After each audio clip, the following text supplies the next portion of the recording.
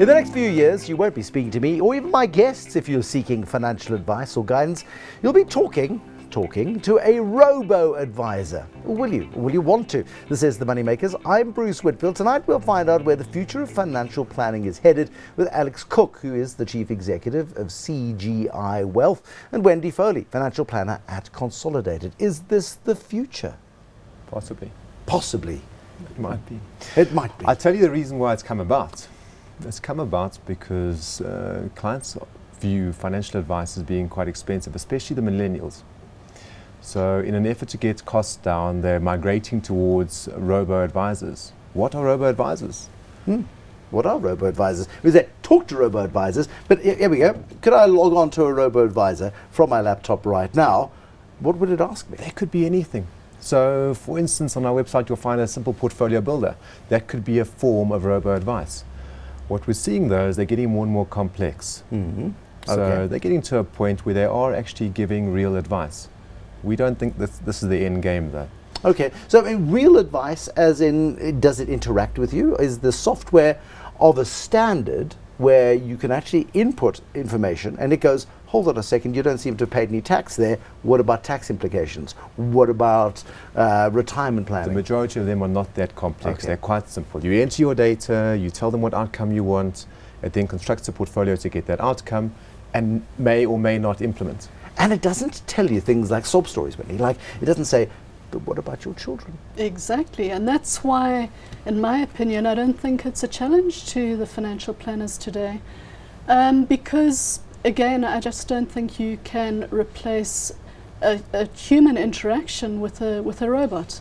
I think, as Alec said, that they're very simple, and I think for people who are looking for simple solutions, they may well work, but I think when you start getting a bit more complicated and you start integrating the planning, I don't think they're Is that a risky way of thinking there? Because if you're 25 years old and you're just starting out and you're at work and you're deciding that you want to save some money for your retirement, so you go to a robo-advisor because you're one of the millennials, it's the millennials, kids born after young people born after 1980, don't date yourself, who input their data onto these programs and go, yeah, I can save 2,000 Rand a month. Give me something that'll give me 2,000 Rand a month worth of savings, and they get into that habit really early. By the time they're 35, this thing's evolved, and the software's evolved, the program has evolved, and they've never sat face to face with a financial advisor. Quite right. The algorithms are just going to get better. So the mathematical workings behind the simple face is going to get better and better. But is maths good enough? Well, when it comes to financial advice, because it's more than maths. Yeah, well, exactly. I would say no. I think it's a great starting point, and for people who are younger, who don't have the time, I think it's a brilliant starting point. But I would question how these robo-advisors go about, for example, giving advice. Is it passive advice? Do they change your portfolio at any stage? Do they take into account what is changing in your life? I would doubt it. Maybe with time they will. At this stage, I would say they're a good starting point for younger people. I don't think they're the answer to a good financial plan. Okay. No, but what about that, Alex? I mean, are they? I'll tell you what you can see, and you can just see what the adoption rate's been in the US. So in 2012, there was virtually no money within these robo-advice platforms. Already we're sitting on about 0.5% of Americans' wealth sitting inside robo-advice platforms. And the predictions are by 2020, what will be 5%. That's monstrous. That's huge. And that, but it's still a minuscule amount relative to the investable landscape. 5% in 5 years. It's quite big. But does it have a ceiling? Is there a ceiling of opportunity? What you can see is the adoption rate is starting to slow down. So the growth is starting to slow down. I think last year we worked at about 10% increase each month. This year you're looking at about 5% increase each month. Okay, so it's still quite high. It is still quite high, but basically RoboCop or Terminator or whatever you want to call this robo-advisor, yes. Are we going to have that, the drone equivalent of financial advice? I think it's going to be a combination. So you're probably going to find, and this is almost in the wake of what's happening in the UK and also what's coming here, where RDR is coming into play. This is retail distribution review. Correct. This is treat customers fairly. Correct. This is regulation and huge pressure on the cost of financial advice. And that's the issue. So you're going to get a massive disintermediated population. which means that many people will simply not be able to afford financial advice. What we're aiming to do is just increase the efficiency of advice practices so that they can actually afford to service a bigger portion of the population and not fall into the trap that the UK has fallen into, where I've heard some estimates where advisors won't go out and look after a client worth less than £600,000. You're probably looking at £100,000 really. So less than 100,000, you're probably a disintermediated person. And that's frightening, because that's the vast majority of the population. Because Correct. it's got to be worth your while, Wendy, to sit across the table from somebody for 2 hours of your life this week. They've got some questions. They come back for an hour in a month's time. They dilly-dally, they delay, because that's what human nature is. And in 12 months' time, you phone them up again and saying, can we implement that plan? Oh, my life's changed. We need to do it all over again.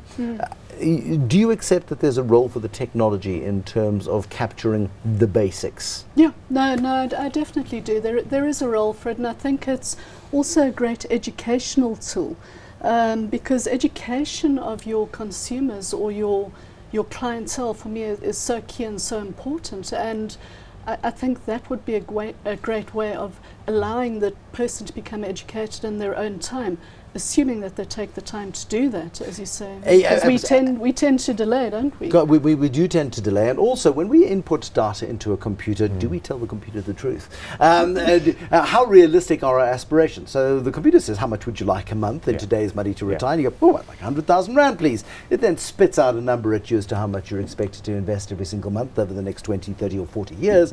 And you go, I'm not going to do that. Control-Alt-Delete. And the problem disappears. Ultimately, you really need a coach, don't you? Yeah. There's no top sports person in the entire world that does not have a coach. Financial planning is no different. Have a coach, but also have some tech to help you out. Yeah, but that's the point. So as useful as they are, they can actually be quite destructive. In terms of, especially people who are quite frightened of people like yourselves, who terribly intelligent looking and quite intimidating when you go there and you have no intention of actually setting a financial plan in place, but mom or dad told you that you should. There is a level of comfort in that you have control of the situation when it comes to dealing with the tech, isn't there? There is. Oh, you need a coach. Everyone needs a coach. But are there enough coaches? I mean, one of the big great effects of new regulation coming through is that lots of financial advisors have actually been wiped off the boards because of the new regulations and the higher barriers to entry in financial planning as well in recent years. So there are fewer financial advisors, more people who need financial advice. This is not a South African problem, it's a global problem. Yeah. Okay, so how do we solve it in South Africa? What does the ideal future look like, Wendy, in terms of financial planning? Pimply, not a Pimply. No, pimples are gone by the time of 25. So 25-year-old, fresh-faced young person comes into you and says, I need a financial plan. Do you sit down with them first, or do you send them to the computer first? I would be inclined to sit down with them first, again, because I find the human interaction important. But they earn 20,000 Rand a month. They're hardly worth your while. I would still have the conversation with them, maybe not as in detail with somebody who earns a lot more or where the plan is more complicated. But generally the approach that I would take is from a family type of basis, where you might, for example, this might be the child of one of your clients. So in other words, you would deal with the entire family. I would have the conversation, and if necessary, and just in terms of succession planning, pass that on maybe to a planner who would be able to work with them, who's the same age group as them even. That's important, isn't it? They speak the same language. Yeah. And the younger planners understand these things. They most definitely do. And that's the brutal reality. But so many South Africans, it's new money. It's first generation. It's the first generation of graduates out of families who previously have been deprived of the opportunity of getting, one, a decent education, two, a decent job out of that education. And there isn't any family to fall back on. Once again, the robo-advisor there, Alex, forms a very important role, I would argue. As long as it determines what that client's why is. Why are they even starting to invest? Why is it important to them? What's their end goal? If you don't understand their why, don't even get started. I think that's where some robo-advice platforms that we've seen are falling quite short. What's good? What's useful? Useful as a why, or useful? No, useful as a robo-advice platform. Anybody's sitting there going, you know what, I'd like my 16-year-old, my 18-year-old, my 20-year-old to be looking at a robo-advisor. There must be, like in the real world, there are many charlatans. There must be lots of online charlatans giving really rubbish robo-advice. There are 200 200 at the moment. So Yeah. for me to single out one, quite difficult. I've seen How do we identify what's good and what's bad then? I think you want to be with one that has a good process. And how do you identify the good process? One that doesn't say, where's your money, let's invest. Yeah. One that starts off with, why do you want to invest? Then analyze your risk profile. Then constructs a portfolio to look after your capital.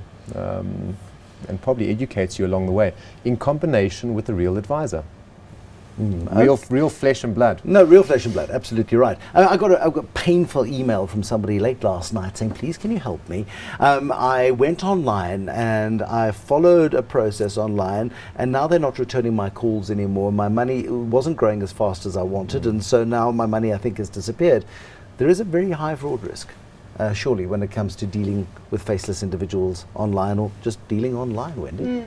No, I would agree with that. There definitely is a risk, and that's where the makeup of the questions, because obviously behind these robo-advisors is a human who's putting questions into it to get the information out. And so then the questions that are asked become key.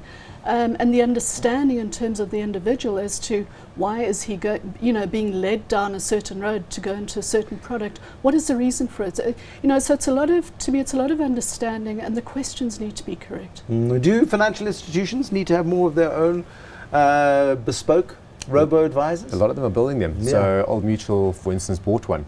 They bought one called 20-7. I wouldn't say it's that's Christo Darvel's. His was a budgeting platform initially. Maybe it's evolved since then. I think it could evolve from there. You've got to ask yourself whether you want to be tied to a single institution's robo-advice platform. It comes to a question of trust as well there, and it's got brands ultimately. Yep. Why do people invest with Old Mutual or with Discovery or with Coronation? I suppose ideally you want to be able to stay with whichever institution you're with, but just to have some robo-intelligence combined with an advisor, making sure it's well organized and heading you towards an end goal. We're heading for quite an exciting future. Wendy's not convinced. Is Wendy convinced? It's going to be different. It's going to be different. It is going to be different, and I think it's the way of the future, and I'd be very interested to see how it develops, but I don't think it's the answer to all of the problems, let's put it that way. No, absolutely not. But at the same time, it'll bring down the cost, but will it be effective? It may bring down the cost. Okay. Don't be too sure about that. So in the US, you can get advice for for zero. Yeah. So if you've got less than $10,000, you can pay nothing for your advice, which is fantastic. But then you generally get put into passives. So there's no intelligence that goes behind that to generate alpha, and that may or may not be the best thing. They can also range up to over 0.5% per year. They most certainly can, but still cheaper than dealing with a human. Well, the majority of humans are charging around 1% up to $1 million in the US. And in South Africa, those rates can be higher. For now. Around there. Around there. Alex Cook, Chief Executive of CGI Wealth, and Wendy Foley, a financial planner at Consolidated. Is the future of your financial planning locked up in one of these, or in one of them, or in a combination of both? Probably the future looks a little bit like both. Thank you for watching. More Money Makers to run by you tomorrow. Until then, bye-bye.